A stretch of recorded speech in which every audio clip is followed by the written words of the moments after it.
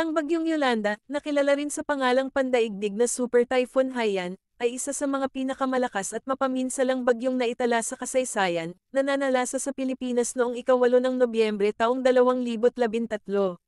Nagdulot ito ng matinding pagkawasak at pagkawala ng buhay sa maraming bahagi ng bansa, partikular sa rehiyon ng Visayas.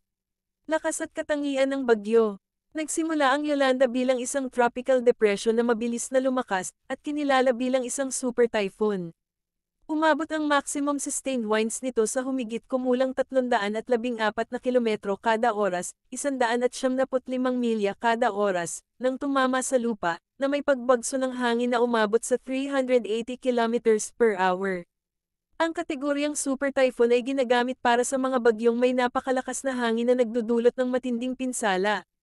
Bukod sa malakas na hangin, nagdulot din ito ng napakalaking storm surge o pagtaas ng tubig dagat, na umabot sa taas na mahigit 4.5 hanggang 7 metro, 15 hanggang 23 talampakan, sa ilang lugar, lalo na sa Tacloban City.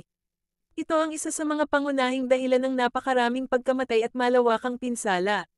Mga apektadong lugar at petsa. Ang bagyong Yolanda ay nanalasa sa Pilipinas noong ika-8 ng Nobyembre taong 2013. Ang mga pangunahing apektadong lugar ay ang rehiyon ng Visayas, partikular ang mga probinsya ng Leyte at Samar. Ang Tacloban City sa Leyte ang isa sa mga pinakanasalanta, kung saan halos lahat ng istruktura ay nawasak dahil sa lakas ng hangin at storm surge. Malawakang pinsala at epekto. Ang bagyo ay nagdulot ng matinding pinsala sa buhay at ari-arian. Tinatayang mahigit 6,300 katao ang namatay, at libo-libo pa ang nasugatan at nawala.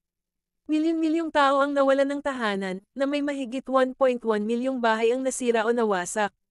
Lubhang naapektuhan din ang infrastruktura tulad ng mga kalsada, tulay, paaralan, at ospital.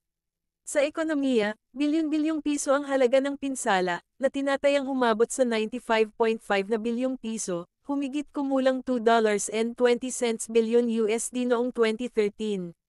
Malaking bahagi nito ay mula sa pagkasira ng agrikultura, pangingisda, at turismo, na siyang pangunahing kabuhayan ng maraming Pilipino sa rehiyon.